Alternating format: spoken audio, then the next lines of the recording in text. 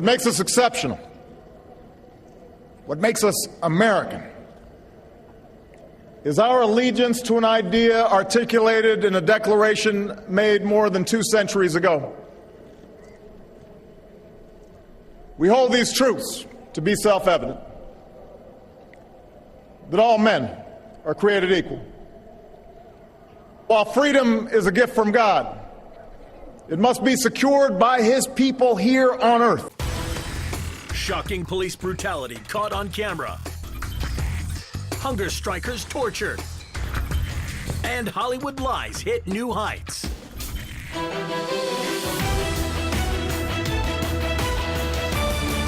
Police just broke this man's leg. Unable to move, he begs them to stop as they beat his bruises. Police torture has become so regular, YouTube has weekly roundups of the most horrific, unpunished cases, and that's only what was caught on camera.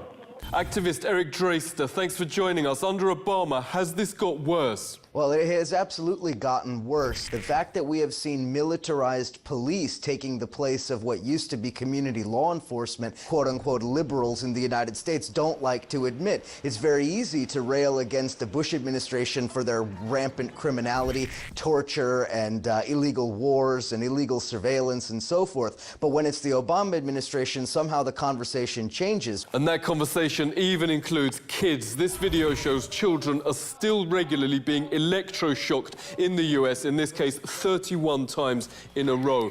The Behavior Research Institute has changed its name to the friendlier Judge Rotenberg Center, but children there are still deliberately starved of food and electrocuted. Psychologist Dr. Jeff Kay, thanks a lot for coming on. Any proof whatsoever on benefits of electrocution? I agree with the UN Special Rapporteur against for torture, Juan Mendez, who condemned using the so-called contingent shock therapy on children. It's crazy. It's to force people in a very punishing, brutal fashion to do what their minders are telling them to do. That's all it really is about, and that, of course, is a form of torture. A report finds torture in US jails is absolutely rife. Burning by toxic chemicals, held in stress chairs, guards give vicious beatings using electric cattle prods and tasers. Jail bosses even admit they, quote, enjoy causing pain. You rather be in a Mexican prison? Absolutely. That's the worst prison jail in the world. You rather be there? I'd rather be there than here. We treat you worse than the Mexicans in Mexico? Yeah. That's pretty bad. Prison torture in the States is, quote, strikingly similar to GI's abuse abroad. The White House calls Abu Ghraib isolated incidents, but identical torture, hooded, robed, wired to electricity, has been captured at jails across the US. It's the recommended pose from the US Torture Manual, aka the Human Resource Exploitation Manual. Stress positions known as self-harm, combined with sensory deprivation, that's hoods and goggles, plus electroshocks, cause most, quote, physical weakness with least evidence of bruising. But the Pentagon admits it's hiding hundreds of photos of US torture, even worse. According to Senator Ron Wyden, take the worst case and multiply it several times over. There are US soldiers raping Iraqi women, plus, quote, every indecency and abuse. Abu Ghraib victims instead of stars, and the whitewashed official report for stripes. This series is artist Clinton Fine's reaction to the massive torture cover-up still going on.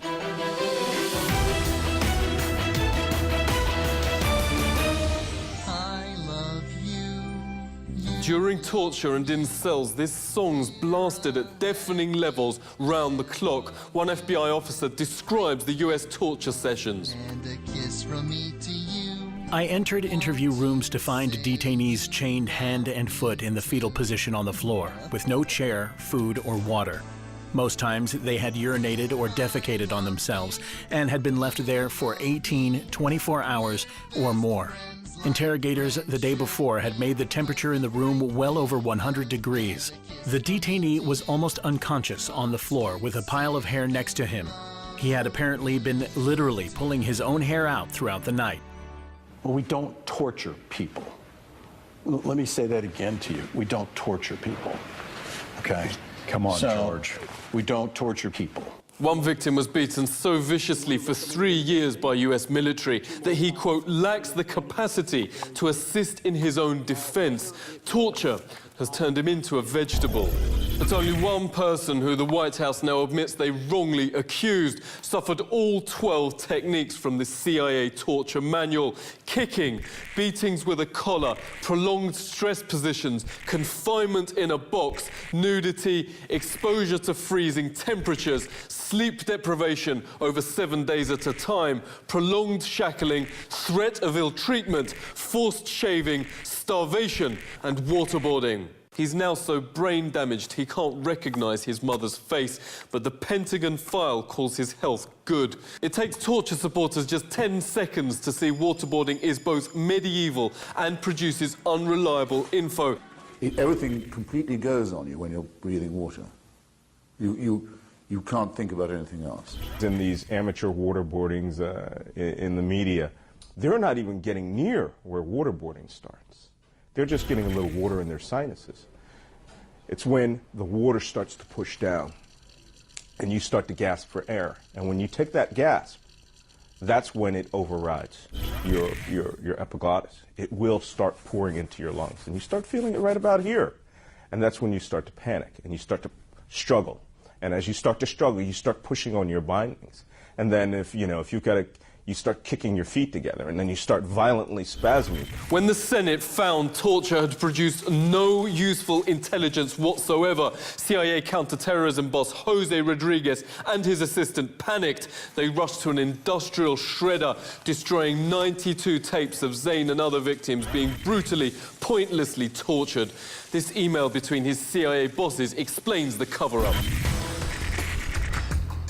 As Jose said, the heat from destroying is nothing compared to if the tapes got into public domain. They would make us look terrible. But instead of prosecuting for destroying evidence, Obama promotes them. The woman who helped Rodriguez gut the tapes just got a major promotion to his former job, putting her in charge of drones and other secret death programs. The CIA's teamed up with Hollywood to portray that woman in her 50s as a young model whose torture finds bin Laden. This self-proclaimed true story lies to its viewers so despicably. In fact, torture did not help find him or anyone else, that senior senators have even launched an official complaint. Zero Dark 30 director Catherine Bigelow, who also won an Oscar for The Hurt Locker, where heroic Americans help stupid Iraqis, is dubbed the Leni Riefenstahl of our age. Riefenstahl directed Triumph of the Will, in which she glorifies German brutality. The film won many US awards.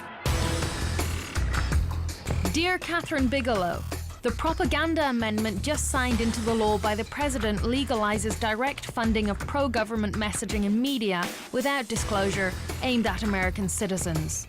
The more pro-military your message, the more help you currently can get, from personnel to sets to technology, freeing up millions of dollars for the gigantic ad campaign that a film like this needs to win audience.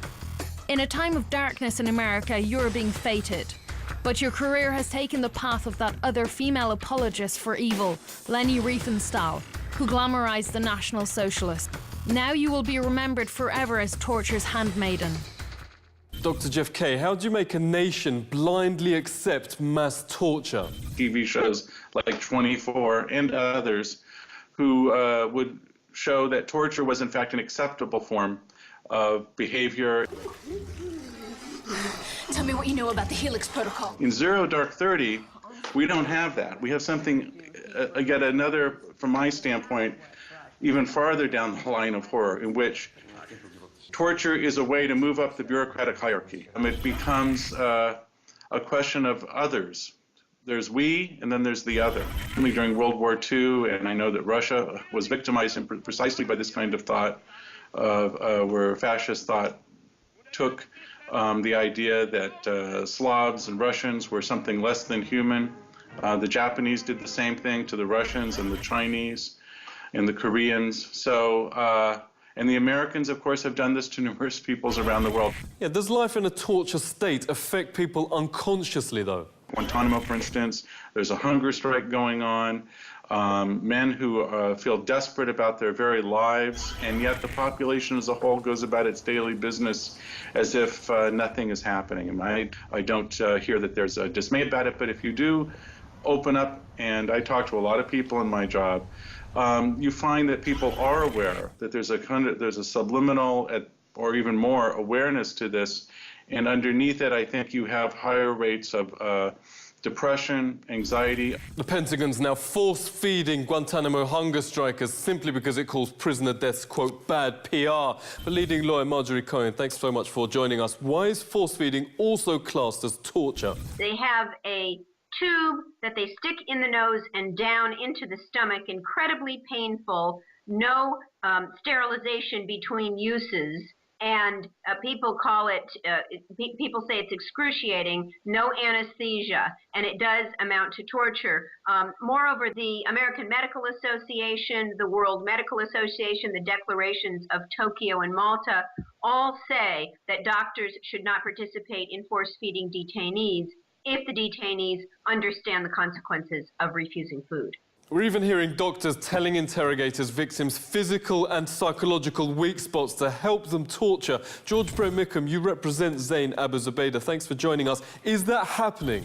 Medical personnel were participating in the interrogation of prisoners and assisting in the torture of prisoners.